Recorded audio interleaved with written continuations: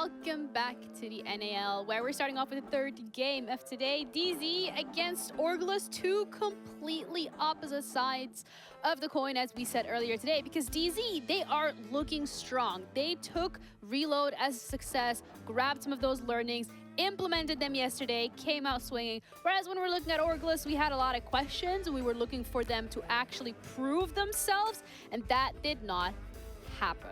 No. Yeah, I mean, I don't think there was a lot of questions that we had in regards to Orgless. I think At least I think it was just a matter of, are we going to see something? Are we going to see some life? And the reality is, I would rather watch that game with my eyes closed from what I did see. I mean, but low-key, that's what you did anyway. That's the whole point, like we're talking about. They weren't just Orgless, they were hopeless. I mean, yeah, you could say that. I think that's the biggest I'm going to thing. shut this down, and instead we're going to be talking about DC's rosters specifically. That's the first thing that we're going to be looking at, because we already touched upon this yesterday, but I think, again, to touch upon today, they are bringing in some EU. They are. Well, they're bringing in a lot of EU and a lot of beans on toast for that matter. But that they don't like. But like you said in the beginning, you know, Nafe took that entire Reload experience for a brand new roster as a W. Then what we saw yesterday is something that I really like, not only them winning the game, but the ban phase for me is what truly spoke many things into existence. Yeah, and that's even something that Nafe specifically touched upon yesterday in the interview. So if you guys need a little bit of a reminder.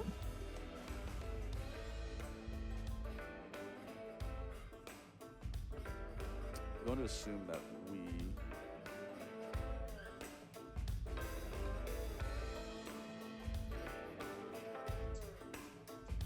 All right, there's no audio, but basically the gist is that there is a very specific player here that is getting banned, that they're trying to take away some of these operators, but then that leaves a whole 4 other men to just do whatever they want. Yeah, I mean, it comes down to Spirits. We've talked about him. He is the player that Darkzero desperately needed. He is not only a menace in the server, but just in the prep phase. Whenever teams are going into their bans or they're preparing for DZ, they have to worry about Spirits. And if we look at the rounds based off of the bans from yesterday's game, essentially they got rid of the first 2 shields.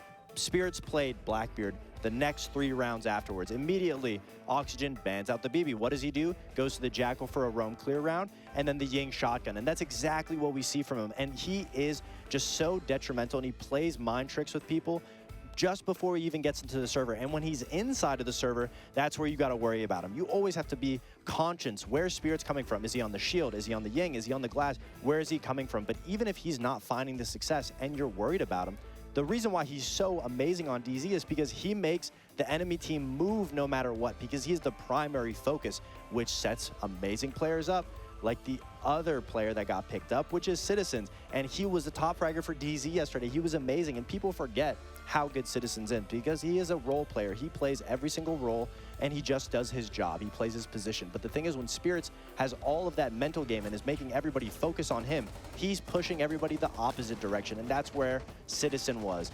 You forget, you know, when he was on G2, when he was on Navi, he had some entry days. He can flex to whatever he needs to, any single operator, and he just plays his positions, and he gets the kills when they're fed to him. Yeah, and I mean, the flexibility definitely is a big factor for this new Darkzero roster, and the flexibility also coming into that prep phase of wanting to get rid of Spirits, but like you're now touching up on, I mean, Citizen is just as lethal, if not even more lethal. And, you know, we talk about lethality here. I mean, 100% cost. There's really not much more you can ask from Citizen here of what he can or can't do in the server. He was doing it all. Yeah, and that's why I highlight Spirits so much, even though Citizen was the player of the day for yesterday.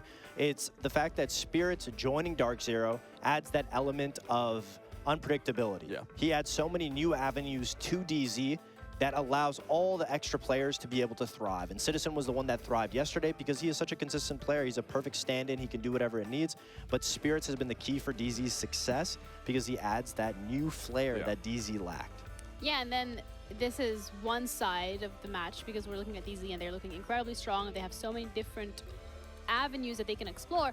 But then we're going to be looking at Orgless, and when we were watching them yesterday, it was the player with the least experience that was stepping up, and you look angry. Well, I'm not angry. It's just obviously, you know, a little frustrating in some aspects. But, I mean, when we were looking at their attacks in specific, I mean, it was just very disjointed. I mean, you really could tell the communication wasn't there. The understanding of what their approach is just simply wasn't there. And, I mean, clearly when you're losing in a 7-2, that doesn't come down to one single player. That comes down to an entire team just not understanding what needs to happen or what needs to be done in those moments. And attacks definitely speak for that. But, I mean, whether you want to, you know, use the excuse of nerves, whether you're dipping your toes in the water, of it being your first day in the NAL, sure, that excuse now is out of the window. You have to come into today. But the fact is that, like you said in the beginning of this, their best player being Fens puts up the best performance out of all of them. That speaks a lot, especially for some of the veteran players there, the Luminosity players that I'm talking about in specific here. But the guy with the least amount is putting in the most work.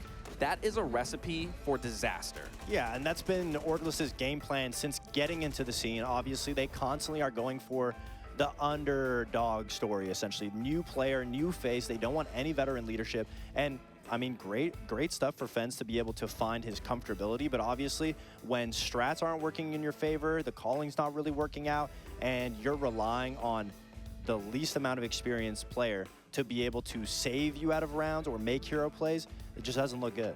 So then for the map veto, are we wanting them to be going back to the basics, back to the literal starting I'd like point? to see like a clubhouse. Yeah, I mean, I would like to see something a little more simple. Definitely get rid of the big maps, because we obviously saw how they played on Bank, and then we obviously just recently saw how well DZ played on Lair. So you definitely want to avoid those maps, which that is what they're doing. You definitely want to try to bring it back to basics. It's just a matter if DZ is going to allow you. Okay, so so close. I mean, this is still going to be a very structured map for the likes of Orgless. It's going to be a lot of trying to get into the building, and not only getting into the building, but playing a linear kind of play style of being able to push yourself across to get into the site. Where given how Darkzero was playing yesterday, they were playing really well off each other on that defense. So by no means is DZ going to allow you to just walk into the building and give you map control for free. Yeah, it's a very difficult map to attack on. With Orgless starting on defense, if they can amount a good 5-1 lead to the point where they can lose a couple rounds once they get on attack,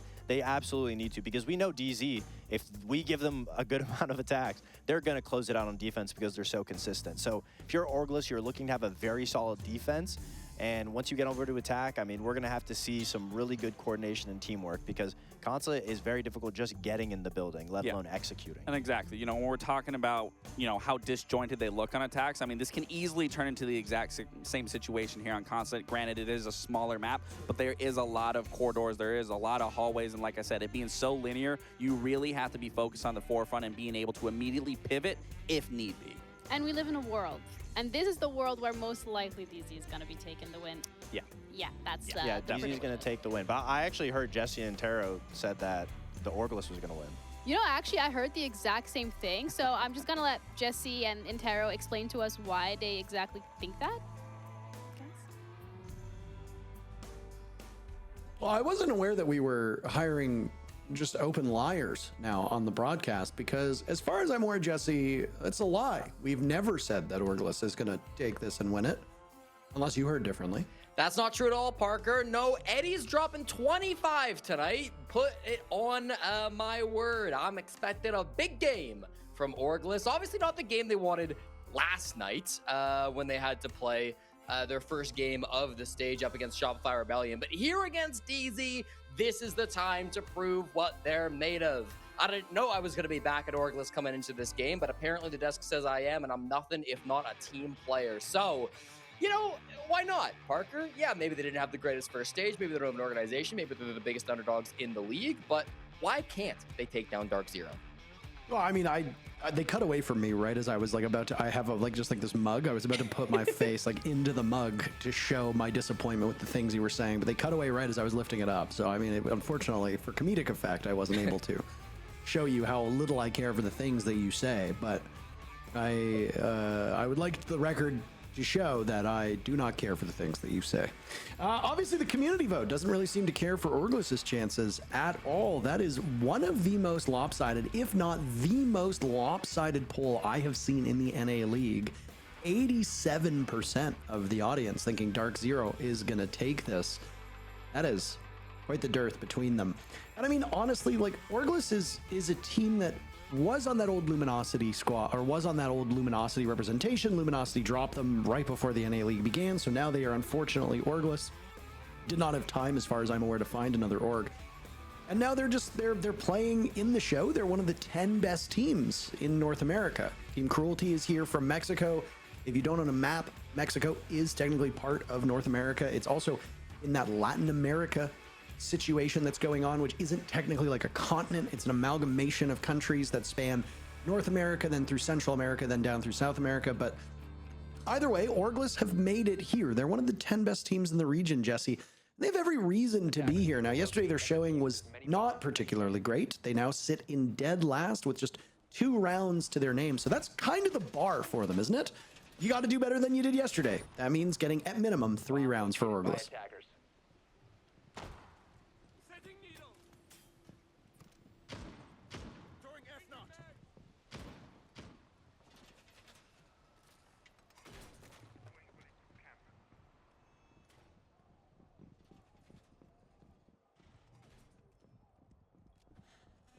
All right. Only one shield operator has been banned out on the Clash. Not a double shield ban. Do you find that a little odd, Jesse, by any chance? Attackers are heading out to defuse a bomb.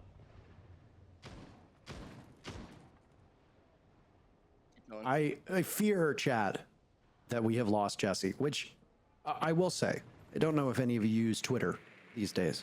Hopefully not. But if you do, and you see my most recent tweet, I said I have yet to be able to escape Jesse, but it appears that Christmas has come early and Jesse is no longer here, or at least cannot be heard. Maybe we have silenced Jesse. I am not entirely certain, but Jesse might be gone. Jesse might be back. We don't really know. And that's part of the fun, isn't it? Just as we don't know whether Darkzero or Orgless will win this matchup. As the desk said, the expectation is that DZ will be the better team. I think that's pretty sound based on all we know, but as we saw from our very first match of the day, anything is possible.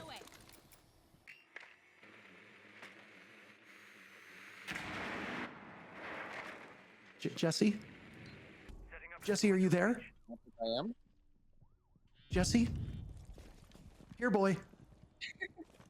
Here, boy, Jesse. I don't think Jesse's here. All right, well, that's okay, because the hard-hitting analysis that Jesse gives will just have to be replaced by me, and I hope that's okay. Kickthrow on the roam as the Valkyrie gets taken out first. And that's Pambazoo taking control upstairs of admin and then using soft destruction immediately. That'll put pressure on anybody who might be playing down over towards Visa, but of course, nobody is there for the time being. DZ with quite a good spread as we hit the halfway point of the round. Nuisance operators are very common on both attack and defense. Orgless is bringing a couple of their own. Fenrir and Legion are tremendously difficult to deal with if you're an attacker, especially if you're started for intel and drones, which really shouldn't be a problem for Darkzero. They'll strike a second time now with Citizen getting rid of Epic, leaving just 3 here with Orgless. Fens will have to pull out the pistol as it's the shotgun on a pulse, finished off by Nave from long range. Bino the only one on the board for Orgless as DZ will charge into the bomb site, and Nafe, finding the security of the bomb chassis, attempt to plant the diffuser. Bino and Eddie will scramble to get back towards the bomb site. The kill was actually Eddie's, but Bino is credited on the score sheet. Diffuser will run away, and NJR and Eddie are on a collision course. Eddie gets the peek. Some damage is done to him, and now he can feast on Nafe through the hatch from above. Orgless tying this one up very, very quickly. Eddie with a quad kill. Citizen is the last one standing, and as he drops, shall we see it? In the NA League, we are waiting for our first ace. Eddie as the target, but no! Citizen will hold him to a quad kill and bail his team out of a bad situation. Things looked mighty good for Orgless until they didn't. And DZ get the diffuser down and clean up in the post plant to take round number 1. I have returned from the Shadow Realm, Parker, and I unfortunately was not able to watch that round as I was fixing my things. I paid the city of Edmonton good money to get rid of you, and it appears that they were not able to do it. So I'm so sorry, Parker. I could not live up to your wildest wants. From the looks of things, it seems like it was a very exciting round with a nice little post plant and a near ace from Eddie, but clearly some good rounds from Citizen as well, jumping to the 3K. Not going to try to analyze that much, Parker, because I really was too distracted to watch it much. But I will say this, an attacking round first thing off the bat on Consulate is a big boon for any team, even if you're coming in as the favorites. Yeah, Jesse, it might be one of the greatest rounds of Rainbow Six I've ever seen. And unfortunately, when you go back to rewatch the VOD, it will be replaced by a less exciting round. So there is just simply put no way for you to see what actually really unfolded. And that's kind of a bummer. Well, I guess it's what I deserve for breaking my mic. Sorry. Yeah, I'm not quite sure what you did between the toss to the first round, but kudos to you for somehow demolishing your setup. Thank you. Thank you very much. It has been a long time since I had to solo cast a round. So you know what? Bit of nostalgia. I was going to say, it was about this time 8 years ago when I was on CCS and I was not just solo casting, but I was also hosting. I was also running as an observer. I was running production. I was basically Ferme plus caster. So I don't know if our producer Ferme has ever tried to cast, but if he has and he's done all the other goods, then he knows exactly what I'm talking about. But yeah, it was a nice trip down memory lane. And the best part about it was that you weren't involved. So all right. Well, Parker, here on the bottom floor of Consulate, it seems as though Darkzero are going to want to work directly in for this main wall, and the Twitch work from Citizen in this round has been excellent. Cleared out a battery earlier and now clears out the Zoto canisters from Tuberau and the Bandit batteries as well. That is a huge benefit to Citizen, who I would reckon was the star player from Darkzero in that first round, given he's got 3 kills and clutched the 1v1. So really nice start from the second British player on Darkzero. They've got NJR coming in through the basement, who could be looking for a pick, and upstairs too. So much pressure from DZ. Epic gets isolated on that position. Spirits has been down by what sounds like a nitro cell tossed out by Fens, and they allow him to continue worming his way across the ground. He will live. DZ will be able to get the French-Canadian back up. Pambazu assuming the position in case Orgless wanted to chase the kill, which would be a sound decision from their perspective. Epic is playing one of those nuisance operators I referenced in the first round, which is Lesion being able to slow you down. He gains intel off of it. He really is a jack of all trades. And if you are new to the game, Lesion is one of the best operators to play as a new player. He really does it all. His T5 is a decent fire rate, does okay damage, almost no recoil whatsoever. He's obviously quite mobile. As a 2-speed, 2-health operator, his goo mines can be thrown around and can either slow down every operator, particularly shields. They also give you information. He's really quite good. He won't be available. Kickstro was the first casualty in the previous round. He will find that he lives just a little bit longer this time, but not by much, Jesse. As now the Blackbeard of Spirits will breathe down their neck. Both NJR and Spirits are on 20 points of HP, so one bullet from most guns will take care of him, or the debris from a nitro cell, which is exactly how Spirits dies. Eddie blows him sky high and will now reposition to look towards the chasm that is the open garage door. A 4K for Eddie in the previous round, narrowly getting an ace until Citizen shut him down. Dying moments, and now Nafe has to get the diffuser planted, but he stopped at the last second. Poor coverage from Orgless. Somebody needs to pick it up, but DZ does not have the wherewithal, and Eddie manages to win the round as Citizen is stunned by what transpires in the final moments of round 2.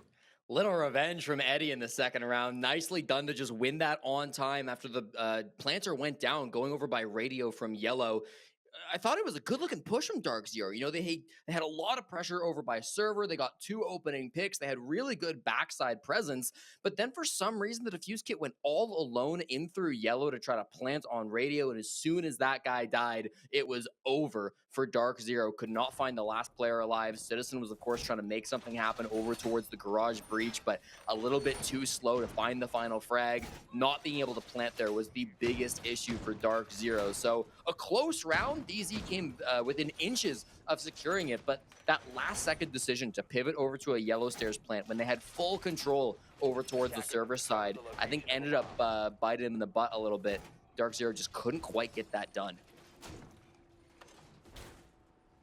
There's a second for them to pick up that diffuser. They rely so heavily on Nafe to get the plant down that it can be kind of hard if somebody's not in a position to take up that mantle and, I mean, also physically take up the diffuser and get it planted. So DZ have a lot of things that can go right for them in a round. But if Nath dies, you need someone to be close by to pick up that case, especially given that bottom floor bomb site playing out the way it did. It's very common for somebody to play on the main floor or potentially swing through a rotate that you weren't looking at if it's a bit of a linear push. Fens was going for a spawn peek there and was not able to battle the rotate. Yeah, the second he got caught, he had to run back in. It was tough. Yeah, it's a saving grace for DZ because you could have easily knocked them off stride. DZ might not even know how lucky they got.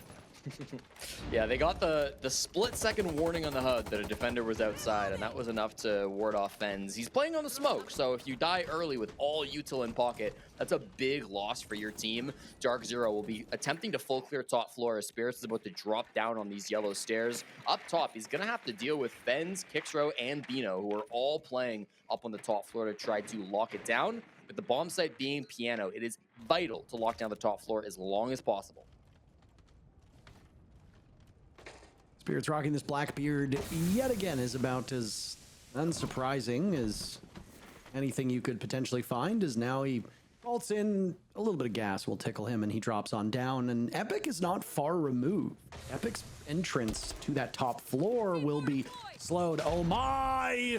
Spirits gets away from the Nitro Cell and immediately Citizen will get him back up closer to full HP with that Adrenal Surge. Nave has been dropped by Fens, who's now just on the move. He was in action earlier trying to get outside. Citizen and NJR also dead, as Spirits, who was the man to focus on to begin with, is one of the last left alive.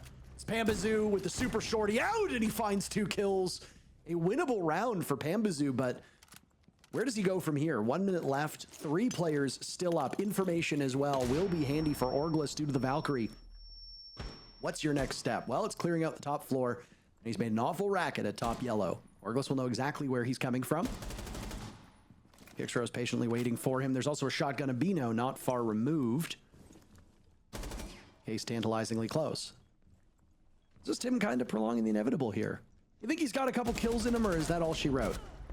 Don't answer. It's all she wrote. There you go. Look at that. Isn't it great? Round goes to Orgless. Yeah, that yellow stairs push all falling apart for Darkzero. You talk about Spirits on that Blackbeard. It was highlighted by the desk before this game even began, and I don't disagree with the analysis from our analysts. Spirits is probably the best Blackbeard in the entire world, but that doesn't always result in wins. In that round, I think he got a little bit distracted chasing that guy that fell straight down to the basement.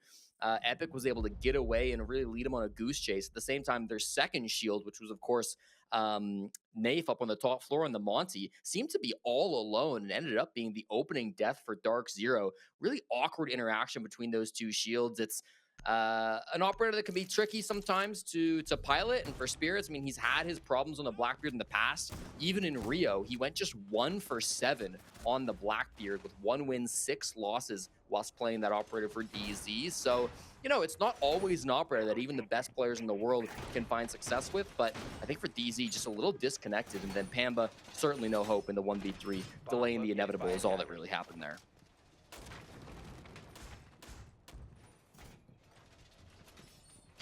Time for me to say the thing that I always say, which is that Consulate, like so many maps, is favorable to the defenders. So Orgless is starting on a preferable side for most of these teams. Now, we can't really reference stats because very few exist. We are only a handful of matches into the NA League, and we can look at some of the other regions, but some of them haven't even started yet. The South America League hasn't played a match yet. The EML hasn't played a match yet. So it's kind of just us and APAC at this point. And I mean, APAC and NA are by no means analog, so we cannot compare the 2 of them.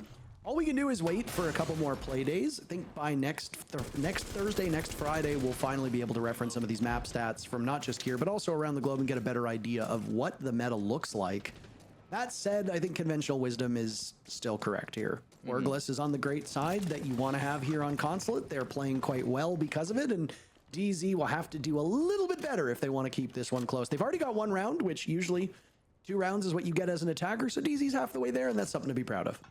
Like the Sens pickup, we saw this a little bit the last couple of events. When you're pushing in through admin, can really isolate angles on the side of Pambazoo. break up the players that might be playing top spiral versus the players that are inside of meeting. You can kind of make this admin side push a lot more doable. And make that kind of vending hallway a lot more difficult. So I'm a big fan of the Sens pickup on this map. Since the buff, Sens has been played a lot more than they otherwise were. So nice to see some of that pick rate going up.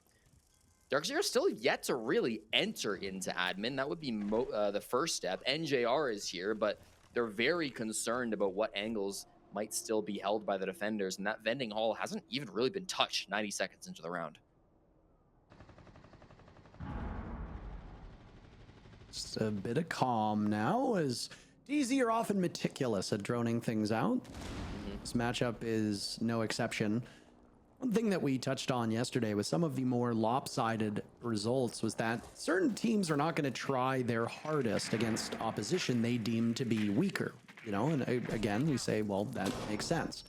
DZ is not one of those teams. DZ will try their hardest against everybody time in and time out, because they, as an organization, are really meticulous about always bringing their best. I think Shopify Rebellion is also a team that has that in common. So whereas we look at other results, we can take a look at what DZ's doing and say, all right, it doesn't matter if they're playing up against the worst team that's ever competed in the NA League, they are going to sweat. And Darkzero are taking Orgless quite seriously, despite the fact that Orgless are the bottom team in the NA League right now. Citizen goes down first, followed by Fens with 30 seconds left on the clock. And Bazoo a second kill as Epic trades Spirits out. And down goes Nave to a flank from Kixrow. Trouble all over the map at the moment for Darkzero as they're outnumbered. An advantage of 1 by Orgless as Pambazoo has taken up the mantle with Nave dead. We touched upon how somebody on DZ needed to do that. Pambazoo with a kill, NJR with 1 as well, and suddenly the advantage that Orgless had is gone! Epic almost lives up to his namesake with an epic retake, but DZ ices him out as Pambazoo and NJR, the 2 longest standing members of this team, work together well enough to get their second round on attack and tie things up on Consulate. Yeah, I love that from Pambazoo. Just as I'm hyping up that Sens play, gets the utility to isolate those angles just as we wanted to see, and then was able to frag out in the late round too. I didn't think this was going to be a DZ round. A flank from Epic up those yellow stairs, and then a flank from Kixrow up the spiral stairs threw a huge wrench into the plans of Darkzero. I thought for sure this was going to be Orgless getting their third round on the board, going up 3-1 up against the Giants of DZ, and having a really successful start to this map. But Pambazoo and his teammates just making that narrative flip on its head. You'll love to see it. It's what DZ can do, you know? You put them in a bad situation and they will find ways to get out of it. Not necessarily how they wanted to win that round. Not everything went to plan. They got caught off guard. There's no denying that. But their response to it and their answer was really, really clean. And, you know, when it comes down to winning the rounds, that's all that matters. 5 seconds. I mean, I'm really impressed with DZ immediately fixing an issue that has been present before, which is just redundancies, right? DZ is a flexible team, but they are a system team. They like to play that system. You know, they had a system and an identity when BC was one of the main driving factors and was their coach. Then when Canadian was brought in, there was a whole separate identity that they had in a whole separate system. And now with Nafe coming in, there's another system that's being put forward. And I don't want to say DZ is a rigid team, but I don't feel they're as flexible from the matches that we've watched as some of the other teams in the NA League. And there's nothing wrong with that. That's not necessarily a bad thing. But if something isn't working, if Nafe keeps dying and the diffuser keeps being surrendered, you need to make changes, or else the same thing is just going to continue to repeat itself. Oh my goodness. Spirits picks up a 2-piece. We are 45 seconds into this round, and 3 players from Orgless are already dead, Jesse. Yeah, and now that they've had such a horrible start, they kind of have to keep playing aggressive. They have to keep taking risks, because otherwise, if you sit in the basement 2v5, you've got no hope of winning this round. That's why Fens is starting to make some moves over towards the server side. It's why these players are going to be desperate hunting for some of these picks. But Darkzero, they don't have to give many of these picks. They can take their time, drone things out. They've got full top floor control. The drone's just waiting for somebody to make a flank because they can expect it coming. Fens has taken the bait, now pushing top floor. I mean, what do you do at this point? Eddie got 4 of those 7 kills in the first round, still pulling his weight since then, but Orgless will need greater depth as some of the players who are tasked with being offensive threats have struggled in that regard. Both Epic and Kixrow should have more than a combined 3 kills at this point if they're playing their roles correctly. Spirits has been dropped as Pambazoo dies at Fenz's hands, but Eddie is also gone from the equation, so it's all up to Fenz to clutch out. And the support from DZ is just too strong. 3 rounds attacking on Consulate is excellent by any team standards, but DZ is going to be very happy about this. They'll go for the knockout punch, which will be a 4th round. If they can go up 4-2 attacking on Consulate, they'll be sitting pretty when the side swap comes in. Darkzero in Rio had a 50% attacking win rate, which of the NA teams that went was the best of any that anybody was able to put up. So this Darkzero team, since adding in Spirits and Citizen, have looked really, really nice on the offense. And I think in that round, it really does just come down to Pamba and Spirits, the combination of the Logic Bomb being popped off from Pamba and then Spirits on that blitz running down the roamers on the side of Orgless. Kind of look back to those operator bans. I really expected Orgless's bans in this game to be Blackbeard, Monty, and Blitz in some sort of an order. I don't hate the fact that they banned out that Ying, and Glaz has been an interesting operator for Darkzero on this map in the past. I remember Bolo used to run a lot of Glaz on this map for DZ, but broadly, I don't know, it's always going to be something that you look back on, right? Is it worth taking off those operators when you're letting Spirits play all the shields that he loves to play? Mm-hmm. It was actually kind of funny because you tried to wax about shields before you were sent to the Shadow Realm back in round number 1. Yeah. And that's why I tried to toss you a lifeline, but at that point you were long gone. The ship had moved on. The ship had sailed, so to speak. I was fully dead. I was fully in the Shadow Realm. Well, welcome back. It's good to have you back. No, it's not. But anyway. Again, a very quick entry from Darkzero. They're showing a lot more confidence over these last couple rounds, and I think for good reason. If you play into the way Orgless has set this up, then they're going to punish you. That's what we saw in the early rounds. Darkzero being a little bit quicker. They are not typically a fast team. While they have undergone different rosters and different identities, they have never been a quick-to-the-punch team. They are very, very deliberate. It's not a bad thing, but it does come with its own drawbacks. If you are very predictable, then teams can prepare for you. Team Empire, now known as Virtus Pro, used to be one of those teams. They were tremendously easy to read, but they were just so damn good. It didn't matter if you knew they'd be attacking from admin side 4 times. They'd still clean you out. Darkzero obviously are a good team, but they're certainly not cut from the same cloth as that old Empire squad, who themselves are not cut from that same cloth now in Virtus Pro. So if Darkzero can do something a bit different and be a little bit faster, it might be enough to trip up Orgless, and that's what we saw over the last 2 rounds. Yeah, I like that Darkzero are changing up the pace. Last time they were on this site, they went for that yellow push, and it was a complete disaster. Now they're going admin side. They're going to clear out this top floor from the admin, and then probably just going to push in through front door to try to make that plant happen. They don't have a Capitao or something, right? Usually that would be what you use to deny the vertical pressure, so they are likely to have to clear out this top floor. But even still, I mean, if they can just hold their angles, they've got Pamba up here. There's nobody better to do it. They could set themselves up for a really nice plant, just creaking in that front door. Pambazoo will get the lead-off kill. He's been terrific this first half. 11 kills so far through 5 active rounds, and there's still plenty of time for him to amass a higher tally before moving to arguably the better side as a defender. He's doing so on that gridlock operator, who is also really integral from a utility standpoint. There's some redundancy on the side of Darkzero with a Nomad on the board. Oh my goodness, you have to run. I am an observer of this match, and I still get spooked when I see Spirits charging at whoever is on defense. They managed to get away with their life intact, though damage was done to both Epic and Kixro in the ensuing fight. Nafe beautifully destroys Citizen. It was a great shot, but not ideal. Things go from bad to worse with DZ as now Pambazoo is dead. Spirits toiling over by the stairs, needs to protect his feet with the shield as he sees the Ella. He gets Epic, but needs to be retrieved as there's more bullet fire going out from the top of those spiral basement stairs. NJR is in, and on 0 seconds, my goodness, he gets that diffuser started. The smoke of Fens pops up, but Eddie is unaccounted for.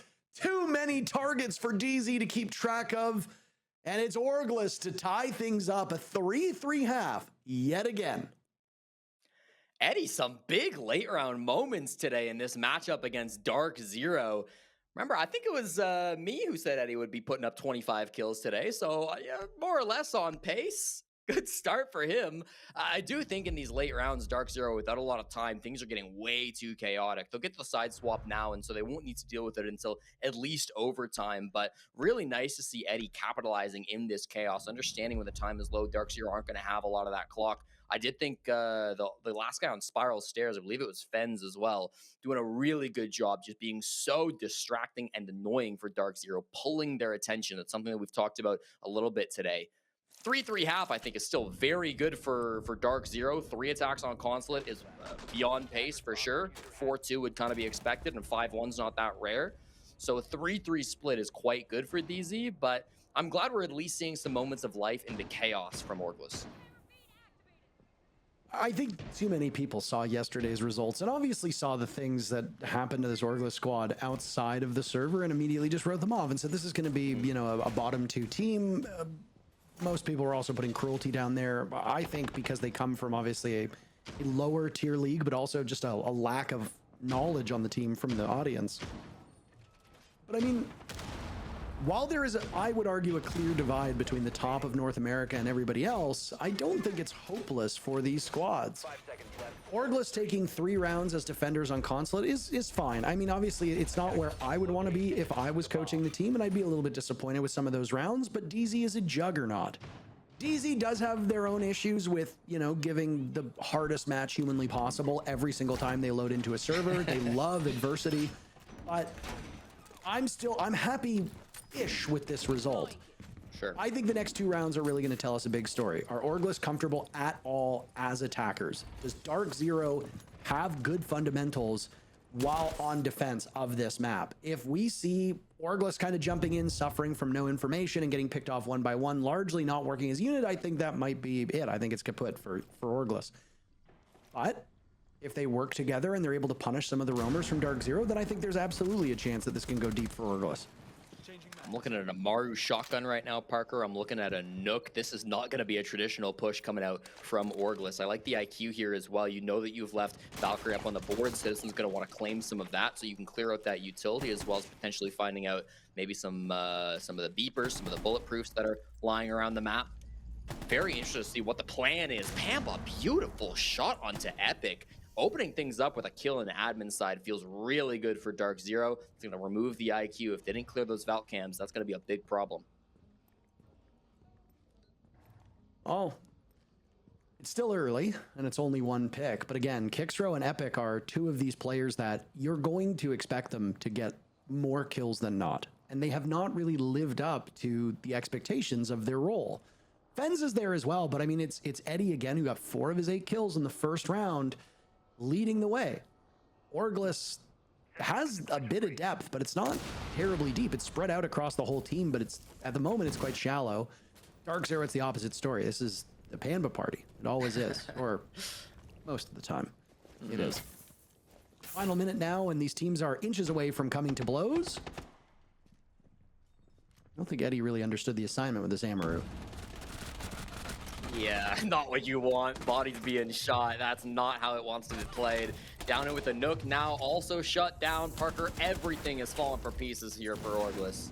Yeah, I mean, this is what I feared. If they entered as individuals and got picked off one by one, then I don't have a lot of confidence for the remainder of this matchup. But I mean, Bino's face really does say it all. And they did kind of enter as individuals, and they went out of the round as individuals too. Darkzero will punish you if you don't work as a cohesive unit. They are not the type of team that you can allow yourself, unless it's a bad day, to just go in and take engagements and then win your engagements and push in from there. You have to be a bit more coordinated, and there wasn't a lot of coordination that I saw on the side of Orgless. DZ took advantage of the fact that it was a scattered entry. The Amaru with a supernova should be slingshotting towards the site and doing some serious damage. We didn't really see that. It was a bit of a belated entry. 2 minutes for an Amaru to get up yellow stairs with a shotgun in hand. That's just frankly not good enough for most teams. And the unpredictability factor of DZ roaming the way that they did, they had players scattered across the map, and they were able to not just evade drones, but also play off of the old intel to catch those entering players of Orgless very effectively. Now Spirits will play Caveira and hide, and this will either be an exhilarating round or an absolute stinker for DZ.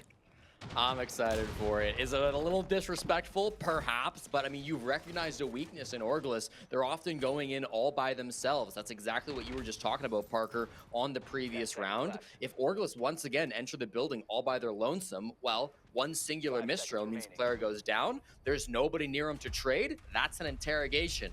So Spirits, I think, has smelling some blood in the water. He's realized the weakness in maybe that first push from Orgless, and he thinks, I've got an opportunity to exploit that. Of course, spent the entirety of the prep phase just hiding. He wants to bide his time. He doesn't want them to know that there's a cav, because otherwise they're going to start looking for it. And I think he kind of had done his job. I'm not seeing anything that will counter a Caveira here. The Dokkaebi obviously banned out, but then no Lion, no Jackal.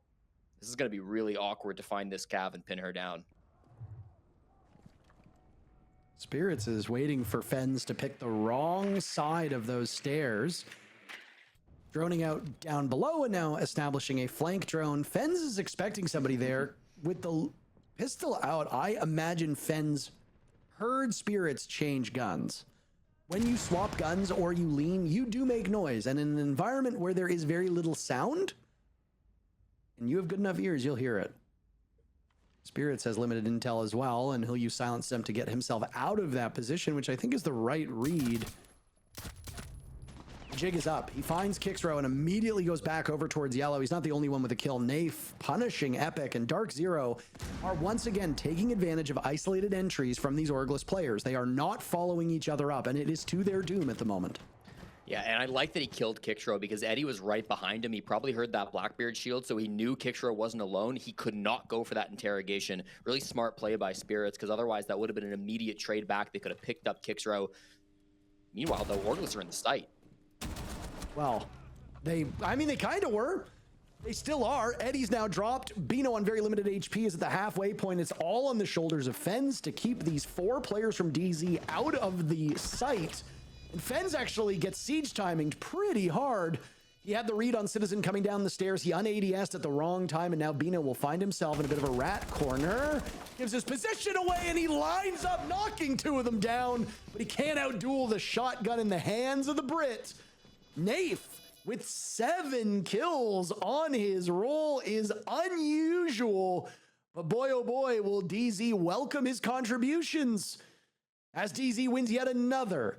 And the concerns that we had about Orgless have fully materialized at this point. They are not doing so well on attack. Yeah, Orgless really need to get their heads into the game. The roam clear has been a disaster for them now, 2 rounds in a row. It almost felt like they knew about the cav. I mean, over by Yellow Stairs, IQ was watching for it for so long. But then Spirits, so smart, doesn't engage with the IQ, instead goes and takes down Kixrow. Epic ends up dying halfway through that round as well. I think the decision to just hit site there was actually kind of smart from Orgless. They didn't have really any other win con in that round. Their roam clear had completely fallen to pieces, so why not just go and hit the site, try to get a plant down, and try to win a post plant? Winning like a 2v4 or 2v5 is never going to be easy, but it's a lot easier if you can put the kid on the ground. I liked his positioning, but without like an LMG or something, that is just not going to be winnable. 4 bodies funneling into him close range is just not going to favor. So difficult here. Back-to-back defensive rounds for Darkzero, Parker. The upside should be that after 2 defensive wins, you go to the tertiary site, which is often thought to be the weakest site. But Darkzero will just now be trying the top floor bomb site, and most pros would tell you this is the best site on the map. You think so? I think so. Okay. I mean, I don't have a dog in the fight, but I will listen to the pros. They do know this game, a little bit better than me, I would say. Just a little bit, not by much, but just a little bit. Well, like if I know the game at like a like 7 out of 10, they're probably like a 7.2 out of 10, you know? Yeah, no, I would agree with that. Yeah, thank you very much. I appreciate that. You are the numbers guy, after all. Exactly. Yeah. Now, this position that the Jaeger is holding of Spirits is very common for an observation blocker or something along those lines to go to just deny information and give you a little bit extra time, but there's no mute on the board, there's no observation blocker, so I think DZ is just playing it for the time being to kill utility, force them to recommit to this spot, and then think that there's somebody there, waste time, and then, oh my. Punish them for it. This is a default. Dude. This is a default cam that's still up, by the way, and they have a read on Eddie on 3 ping. I don't know if they're going to go for a jump out or not. They got a lot of options. They could jump out the piano window, the closet window, top floor window. All those ADSs have been dealt with now on yellow stairs, and a Goyo canister will be popped by one of the members of DZ just to buy some more time. A run in from Eddie, who almost gets cooked alive. He gets the kill and immediately gets out of dodge. That was an excellent play by Eddie. They're going to need more of that on the side of Orgless, or else this DZ defense will continue to haul ass towards the inevitable conclusion, which is a victory. Epic and Kixrow, 2 and 8. Combined for 4 and 16. Again, on their rolls, really on the wrong side of being negative. These are two players who have to be better in their engagements. These are constantly players who are in the forefront of your execute and are just coming up empty-handed time and time again. They cannot stack up in this matchup against DZ's aggression. Pina will now seek some help outside as Eddie is still on rappel. He has been in that vicinity for quite some time, Jesse. He was on the ground floor, now on rappel, and he misses an opportunity to take out Nave, who will reposition in the corner with a Scorpion. I don't like Eddie's chances there, but Fens will shut him down. Final 40 seconds, and what do you foresee happening here on this Eddie window play? I mean, Freebie, given his Nafe, just makes that rotate, kill him from below. They're all on rappel, though, with the one exception of Fence. He's going to have to walk up yellow or walk up spiral. He's not really in a good position. They've got to cause chaos somehow, I guess, with Bino in the shield, and then Fens will need to capitalize. Fens will be the difference maker. Here comes the swing, shut down immediately by Citizen. A shotgun straight to the chest. Fens read by Citizen as well, and if it wasn't for Pambazoo, Citizen likely would have picked up a 3K from that position. All things going according to plan for Darkzero. They are skating towards victory, 1 round away from winning in regulation. Though I will say, what did we say at the start? What was a win for Orgless at the start? If they get more than 2 rounds. And what do they have right now? They got 3 consulate defenses. I don't know if you walk away from this thing that's an improvement, but technically it's more rounds. I'll give you that, Parker. I mean, it is an improvement just based on numbers from the previous one, but I mean, you can't jump out of a basement window. So, I mean, Sure. I don't think Orgless is going to be happy about this result any more than they were about yesterday's result, too. Move forward for Orgless is quite daunting as well. They find themselves in the basement. They got 2 rounds yesterday. They are in last place. They will almost certainly stay there. I mean, some crazy things would have to happen today for them to jump out of that position. We've got almost a week until the next match shows up, and they are actually playing in the very last match of the day against Team Cruelty, another team that is in the basement of North America. Team Cruelty finds themselves in 9th. That will be an opportunity for Orgless to pick up 3 big points. After that, they have OXG to round out the week, and then have, again, another week until we're back in action. So, I mean, you've got OXG, who has shown some struggles. You've got Team Cruelty, who's very obviously shown some struggles. Those are significantly easier games for Orgless than starting off against Shopify Rebellion and Darkzero. No doubt about that. I mean, Orgless, if they get to play against some of the lower level teams, that would be a big benefit to them. Maybe just start getting some momentum going. End of the day, I mean, the goal is to get into playoffs. I think it's top 5 gain SI points from this stage. So you'd really like to be in that realm of the top 5. Top 6, of course, will be making it to playoffs. So this is... It's not good enough to just be beating the bottom team or 2, right? Every team, even the underdogs like Orgless, will be wanting to make it to that top 6 so they can secure the playoffs, get their SI points, all that good stuff. Right now from Orgless, I'm hoping that TAC timeout can make some kind of a change for them. They're, of course, coached by Froshi, former analyst of Beast Coast when they won that Manchester Major. So if anybody can talk some sense into this team, it probably will be him. If I recall correctly, yesterday after his TAC timeout, Orgless actually did go on a bit of a run. I think they got their 2 rounds right after their TAC timeout. So maybe some good news, but again, back-to-back-to-back rounds, attacking on Consulate will be necessary just to force overtime. And I believe Orgless will start OT on attack as well. So this is not going to get easier. Reload. It's never a fun thing when you're a commentator, because we are effectively ambassadors of this esport. To see a team with some obvious struggles, I mean, Orgless, whether they are succeeding or not, seeing what happened with Luminosity does not obviously sit well with us. I mean, it's a bummer for a team to go into a season with the idea that they're going to have representation and most importantly, get paid. And now Yeah. they are effectively doing it for love of the game. Don't get me wrong, there's still money to be had for placing well in the NA League, but it's not like you're getting a salary or anything, and you don't have that same institutional support that you would if you had an org. So you have to feel for the players here. I don't really know the players on Orgless as people, but from what I know, they seem like nice guys. And I mean, it sucks when this stuff happens.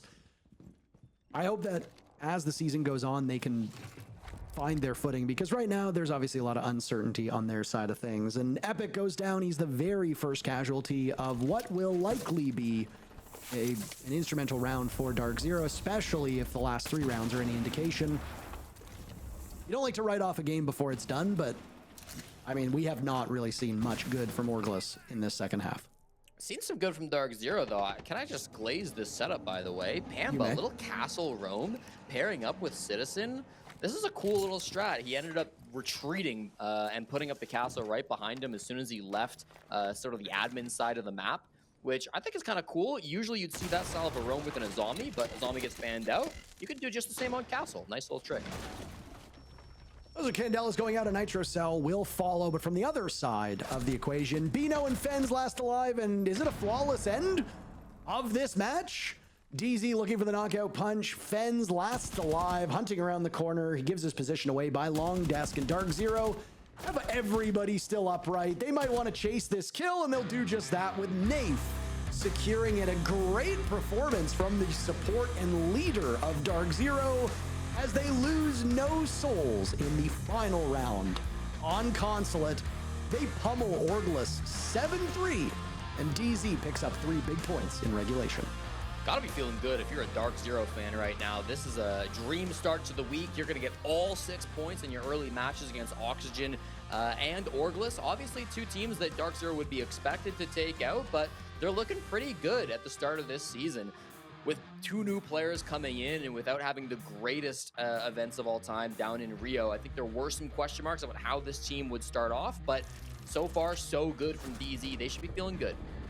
They absolutely should. A victory over OXG and now over Orgless. They are atop the standings, or well as close to the top as you're going to get. 2 more matches remain for us. SSG and Wildcard up next after the break. But first, after the break, a word from Darkzero. See you soon.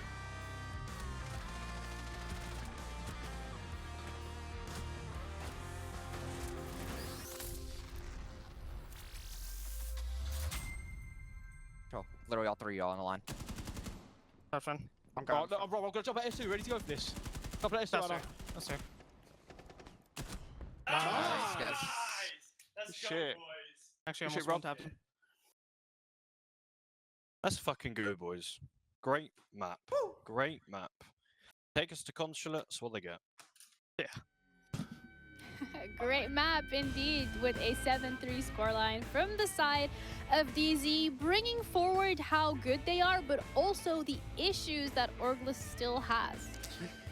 Yeah. Yeah, I mean, you know, obviously I was critical on them yesterday. I'm still a little critical today. I will say the defenses looked a lot better from Orgless. I mean, they looked like they had a good idea of how they wanted to play against Darkzero. We were seeing those flanks from Kickstro, so there was a little bit of life, but it still goes into with what I was talking about. They look extremely disjointed on those attacks, and rightfully so. When you're a brand new team, you're trying to figure out the structure and how you want to play, attacks is always going to be the most hardest and most difficult thing to approach, because especially for Bino being the new IGL, you have to pick apart the site and dynamics of how that's going to be and try to facilitate 4 different players and shifting them around, which what we saw, they were getting picked apart. Yeah, absolutely. we have the blacklight detail ready as well. It's going to be a highlight for Panbazoo this time around. I think at this point, what, 3 out of the 5 DZ players have already had their own little highlight? Yeah, I mean, that just goes to explain the DZ system. Every one of them can be good. They're just playing in their roles, and essentially when one player is put in a position or pushes people around, whoever's in that position is able to thrive. And I mean, Pamba was definitely all over the place today. He was on that primary entry role, so a lot of the times he was getting put in those situations. And the round that stood out to me was obviously his 2v3 with NJR in the projector room, where he takes, NJR goes to plan, he takes a position to push, to isolate a 1v1, instantly knows how to read a situation and know where he's putting himself at all times. And he's a very safe entry player too. So I mean, everyone from DZ has been firing on all cylinders. Yeah. And we have the interview ready as well with Spirits from the side of DZ.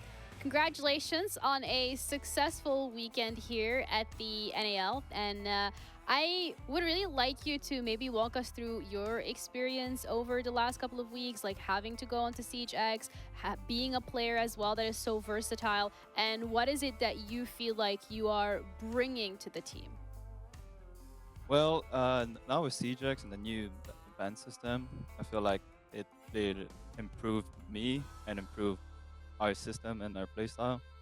Like on Unwanted, I was playing shields and like shields only, but now I get to explore more options, more innovating ways to push, like play the game. So I'm having a lot of fun. This is the most fun I've had playing this game, and I think, yeah, this is definitely the best DZ is going to be looking.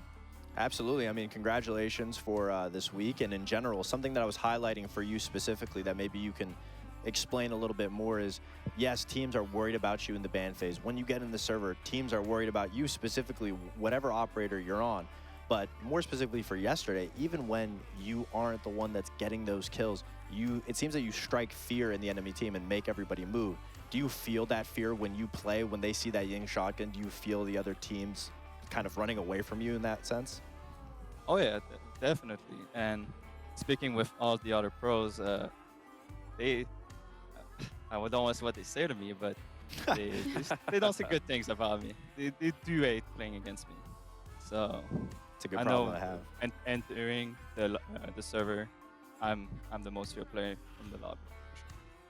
Okay, well, it's good to know that you're also aware of the place that you're in. When it comes to how you guys have played this week, what would you say is your main takeaway moving into week number 2 of the NAL? Main takeaway. I mean, we've learned a bit. Definitely, main takeaway. That's a good question. I don't know. We played good. Played good. Okay. Played all right. No overtime, because yeah, we lost all of our last games so far with this roster is overtime. So I guess main takeaway is no overtime, right? Well, thank you so much for your time for the interview. Congratulations once again on your weekend, and we'll see you next week. See ya. Bye.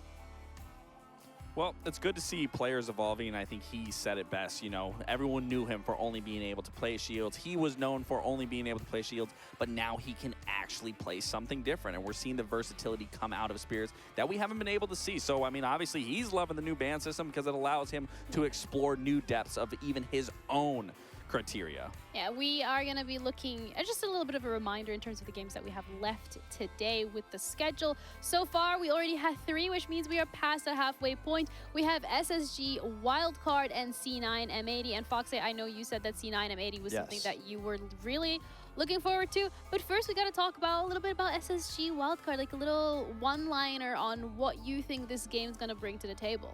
I mean, hopefully we can see Wildcard play like they did in Reload. That was the biggest factor. I think SSG is on the upward trend. Wildcard needs to bounce back, so it'll be a good toss-up between the two.